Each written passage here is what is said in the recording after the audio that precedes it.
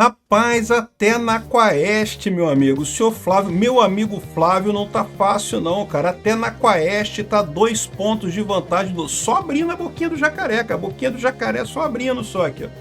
Genial Quaest. Flávio sobe, tem empate técnico com o Lula. Olha só, você lê isso daqui, você tem a impressão que o Lula tá na frente ainda, né? Que o Flávio tá em... Não. O Flávio tá com 42% e o Lula com 40%. Tudo bem, é empate técnico, porque a margem de erro é de 2 pontos percentuais, então, né, é empate técnico, beleza, não estou discordando disso. Mas não dá, você lê nessa manchete aqui, não dá a impressão de que o Flávio chegou a empatar tecnicamente com o Lula, não sei o que lá. Ele já estava empatado numericamente com o Lula na última eleição, na última pesquisa da Quaest, agora já continua crescendo. A bocona do jacaré aumentando aqui, né? Aqui, é muito engraçado isso aqui, ó. Lula Quaest, Genial Quaest. Lula lidera no primeiro turno, importantíssimo. E tem vantagem no... Flávio tem vantagem numérica no segundo, né? Ou seja, o Flávio não lidera, o Flávio tem vantagem numérica, é diferente. Eu vou te falar, esse pessoal deve ser muito dolorido pra eles, cara. A gente tem que entender, cara, tem que entender a posição de jornalista esquerdista, cara. O cara tá dolorido por dentro, bicho, ele tá ali chateado. Ai, caramba, como é que pode? O Flávio tá na frente, deixa eu escrever isso de uma maneira que ajude o Lula. A única coisa que te joga pra frente quando você olha uma pesquisa é a curva, Felipe, porque ela mostra pra você uma sequência de fotografias que apontam uma tendência. Então, o que aconteceu aí? O governo Lula, o presidente Lula, vem declinando, né, de 48 para 40 entre agosto de 2025 e abril de 2026, são 8 pontos percentuais perdidos. Pelo menos o estado de Minas foi sincero aqui, ó. Genial Quaest. Flávio Bolsonaro tem 42%, Lula 40% no segundo turno. Pronto, botou o número, né? Não tem como criticar o jornalista aqui o Vinícius Prates aqui do estado de Minas, né? Pelo menos ele foi honesto. Deve estar dolorido também, mas ele foi honesto pelo menos na hora de escrever a coisa, né? Vamos falar sobre essa pesquisa aqui que está muito divertida, tem mais um monte de coisa importante isso aqui, principalmente a questão da desaprovação do governo Lula, que continua aumentando. E principalmente, a desaprovação do governo não, deu uma estacionada, mas a desaprovação do Lula continua aumentando. Eu sou Peter Turbuni, obrigado aí ao pessoal que sugeriu notícias lá no nosso site, no visãolibertaria.com, e obrigado a você que está assistindo o nosso vídeo. Se você gosta do nosso conteúdo, por favor, deixe o seu like, se inscreva aqui no canal, né? Então tá aqui, ó, a pesquisa da Genial Quaest. Tá aqui, pesquisa nova que saiu, como eu falo sempre para vocês, é melhor te ver direto na fonte primária, né, para ver os números aqui direitinho. Já começa com o primeiro aqui, que é a aprovação do governo Lula, que continua piorando, tá? Ou seja, tá abrindo a boquinha do jacaré aqui, e a gente vai ver que no pior lugar possível, tá? Aqui, ó, o Lula estava muito desaprovado lá em março e maio de 2025, aí depois, quando chegou em julho, com a briga com o Trump e coisa e tal, deu uma melhoradinha, e agora tá piorando de novo, tá aumentando a desaprovação dele, né? E o pior, se você olhar aqui, ó, quem é que está desaprovando mais é o pessoal independente, né? Isso é a merda para o Lula, o pessoal independente que é, de novo, é aquilo que eu falo sempre para vocês, é quem a gente tem que conquistar. O candidato que vai ganhar a eleição de 2026 é quem conquistar o pessoal independente. Mas é impressionante que o Lula, com a máquina na mão, tentando fazer um monte de coisa para agradar os independentes, só consegue desagradar os independentes. Ou seja, o pessoal que não é nem lulista nem bolsonarista está se afastando do Lula aqui, né? E também o Lula é aprovado entre o pessoal que só tem o ensino fundamental. A avaliação do governo Lula, a primeira aqui foi a avaliação do Lula, tá? A avaliação do governo Lula aqui, ó, tá mais ou menos estável aqui, ficou 31 aqui e de 43 caiu para 42, ficou mais ou menos estável desde a última pesquisa, a avaliação do governo Lula, o que não deixa de ser uma coisa positiva, porque as pessoas estão vendo que o Lula é pior do que o governo Lula, né? E isso não deixa de ser uma coisa positiva no final das contas, né? Bom, aí vem aqui o primeiro turno. No primeiro turno aparece o Lula na frente, acima da margem de erro, 37 a 32%, né? Contra o Flávio. Ainda claramente vão os dois para o segundo turno, nenhuma surpresa aqui. Ah, mas aqui o Lula tá na frente claramente. Tá na frente claramente por quê? Porque tem o Caiado e o Zema aqui, que são dois de direita com pontuação muito boa. Se você somar aqui os 6 do Caiado, os 3 do Zema, que bota mais 9 aqui, o Flávio ultrapassa o Lula, inclusive. É o que acontece no segundo turno, né? O fato é que os candidatos de esquerda são muito pequenos, né? Então acaba tendo essa diferença aí. Acaba o Flávio ficando um pouquinho para trás, mas não é nada que mude, porque vai acabar indo os dois para o segundo turno mesmo, é esse o resultado. Tava rolando um papo ontem de que o Aécio convidou o Ciro Gomes para ser candidato à presidência pelo PSDB, tá? E o político disse que vai avaliar. O Ciro Gomes hoje, ele tem certeza que ganha para governador do Ceará, né? E nesse caso ele faria uma parceria com o PL para eleger o Flávio Bolsonaro. Agora, pode ser interessante também ele concorrer para presidente, tá? Por que isso? Porque, na verdade, quebra isso daqui. Ele entraria nessa luta aqui tirando principalmente votos do Lula, tá? Diferente do Caiado e do Zema, que só tiram votos do Flávio Bolsonaro, o Ciro Gomes tem uma votação expressiva nacional e tiraria votos do Lula, né? Então, pode ser positivo nesse aspecto, né? É interessante isso daí. E o Ciro Gomes também consegue bater mais no Lula do que o Zema e o Caiado, porque o Zema e o Caiado são de direita, então eles não conseguem convencer pessoas a não votar no Lula, o pessoal da esquerda, né? O Ciro Gomes consegue, né? Porque o Ciro Gomes é de esquerda, né? Enfim, vamos ver o que vai acontecer nisso daqui.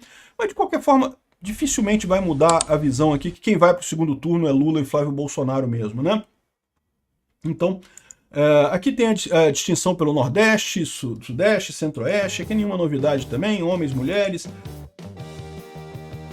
Toda a diferenciação aqui em termos de coisa é a mesma coisa. Uma coisa importante chamar a atenção aqui, ó. No Centro-Oeste e no Norte, o Flávio perde para o Lula, né? Mas perde para o Lula por quê? Porque muita gente vota no Caiado aqui. É o problema da dispersão dos votos da direita, né? É um problema que não é problema, como eu falei, porque depois esses votos todos no segundo turno vão para o Flávio do mesmo jeito, então não é um problema, né? O Lula aparece na frente aqui no Centro-Oeste e no Norte, mas se você somar o Flávio e o Caiado, ultrapassa em muito o Lula com folga aqui. Então, mais uma vez, você fica na situação de que é basicamente o Nordeste só que vota no Lula, né? Mas tá votando menos, tá?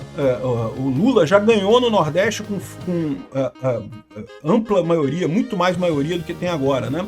Isso que eu falo para vocês, o Nordeste está indo para o caminho correto. O problema nosso não é o Nordeste, o problema é o Sudeste aqui, que ainda estamos ganhando de pouquinho. Era para a gente estar ganhando muito mais aqui no Sudeste nessa situação, né? Continua Lula caindo e Flávio subindo, né? Ou seja, o Lula estava aqui, começou com 48, com Flávio 32, depois 46 a 36, 45 a 38, 43 a 38, 41 a 41, empatou numericamente na última pesquisa da Quaest, e agora o Flávio está na frente, 42 para o Flávio, 40 para o Lula, né? Só abrindo a boquinha aqui do jacaré, a tendência é cada vez pior para o Lula, né? Cada vez mais o Flávio está conquistando espaço. Isso mostra muito aqui também nessa visão aqui, ó. O Flávio Bolsonaro começou relativamente rejeitado na direita não bolsonarista, né? Mas ele está crescendo. Por quê? Aquilo que eu falei para vocês, o pessoal subestima o fator Flávio. O Flávio não é só um filho do Bolsonaro. Ele tem características próprias dele e que são positivas, que vão atrair votos do pessoal mais moderado e coisa e tal. Então a direita não bolsonarista está crescendo o apoio do Flávio. Ao passo que a esquerda não lulista está perdendo o apoio do Lula, tá? Então, repara que coisa. E também, nos independentes, o Flávio está crescendo e o Lula está caindo. Essa aqui é a tragédia do Lula. Os lulistas, evidentemente, vão votar no Lula, não tem o que dizer. Os bolsonaristas vão votar no Flávio também, não tem discussão, isso ninguém discute. Agora, os independentes, o Flávio está ganhando terreno e o Lula está perdendo, né? E mesmo na direita não bolsonarista e na esquerda lulista, a esquerda não lulista, repara que os movimentos são contrários. O Flávio cresce e o Lula cai. E não tem indicação de que isso vai mudar não, tá? Porque à medida que o Flávio aparece mais, ele expõe os pontos de vista dele naturalmente, isso acaba mostrando para esse pessoal que o Flávio é uma outra pessoa e abre um caminho para ele enorme, né? E aqui eles fazem a pesquisa com Zema e com o Caiado também, mas a verdade é que não tem muita lógica isso, porque vai ser o Flávio e o Lula mesmo no segundo turno, esquece isso, né? Não tem muita coisa, né? Aí eles falam aqui sobre a questão da rejeição também, potencial de voto. Eu acho besteira isso aqui também, eles analisam de todo mundo aqui, né? E finalmente sobre notícias negativas e positivas. Você tem visto mais notícias negativas ou positivas do que o governo Lula, mais negativas, é lógico, o Banco Master tem muita coisa negativa por aí, e repara que os independentes têm visto muitas notícias negativas, né? Mais uma vez, bolsonarista e direita, é lógico que vem o governo Lula de má forma, né? Mas os independentes estão vendo cada vez mais negativos, o que é muito positivo para o Flávio Bolsonaro, né? A economia melhorou ou piorou? Está crescendo de novo a sensação de que a economia piorou, tá? Inflação está comendo solta aqui, ó.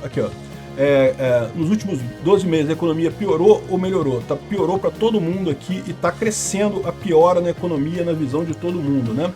Lembra, preço dos alimentos no mercado subiu ou caiu nos últimos meses?